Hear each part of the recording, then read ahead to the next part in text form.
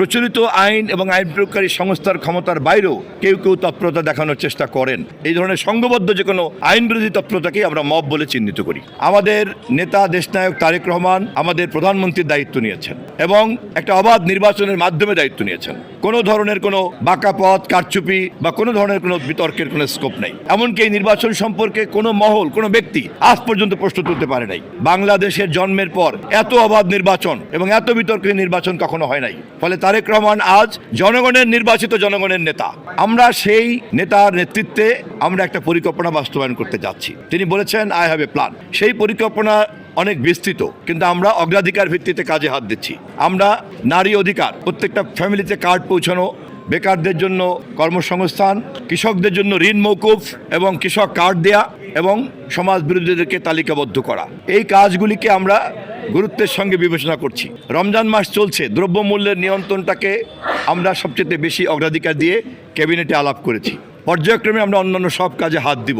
আশা করি আগামী 1-1.5 বছরের মধ্যেই আমাদের নেতা তারেক রহমানের পরিকল্পনা কী ছিল বা কী করতে যাচ্ছে তা আপনারা জাতির সামনে তুলে ধরতে পারবেন।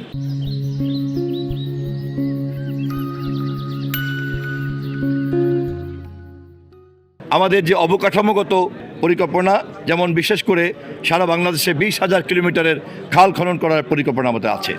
আমরা জোয়ার ভাটার নদী থেকে পানিকে কৃষকের জমি পর্যন্ত নিয়ে যেতে চাই, যাতে কৃষি উৎপাদনে কোনো পানির অভাব না ঘটে। আমরা অবকাঠামোর ক্ষেত্রে বাংলাদেশের বিশেষ করে বন্দরগুলিকে, নৌবন্দরগুলিকে রাজধানীর সঙ্গে সম্পর্কিত করা একটা পরিকল্পনা আমাদের আছে এবং সে কারণেই দক্ষিণ বাংলার পায়রা বন্দরকে রাজধানীর সঙ্গে যুক্ত করার প্রশ্নটি আমাদের গুরুত্বের সঙ্গে বিবেচনা করতে হচ্ছে।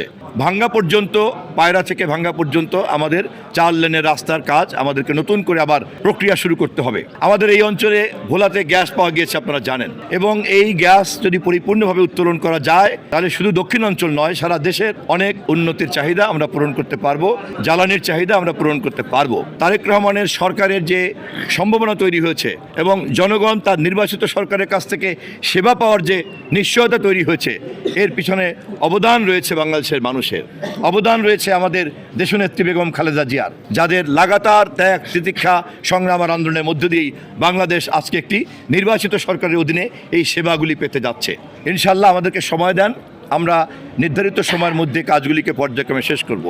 180 দিনের একটা পরিকল্পনা আমরা হাতে নিচ্ছি, শিগগিরই এটা প্রচার করব। প্রথম 180 দিনের কাজগুলি কি কি হতে পারে এবং যেটা বাস্তবায়নযোগ্য এমন একটা পরিকল্পনা আমরা করব। 180 দিনের পরেরগুলিকে আমরা একটু সুদূর প্রসারী পরিকল্পনার মধ্যে ফেলবো। এইভাবে আমরা আশু করণীয় এবং একটা সুদূর প্রসারীয় করণীয় আমরা নির্ধারণ করব। সরকার পরিচালনার ক্ষেত্রে যে নিয়ম নীতি বা বিভিন্ন নিয়োগ, বিভিন্ন সমস্যা ইত্যাদির ক্ষেত্রে প্রচলিত আইন এবং আইন প্রয়োগকারী সংস্থার ক্ষমতার বাইরেও কেউ কেউ তৎপরতা দেখানোর চেষ্টা করেন। এই ধরনের সংঘবদ্ধ যে কোনো আইন বিরোধী তৎপরতাকেই আমরা মব বলে চিহ্নিত করি।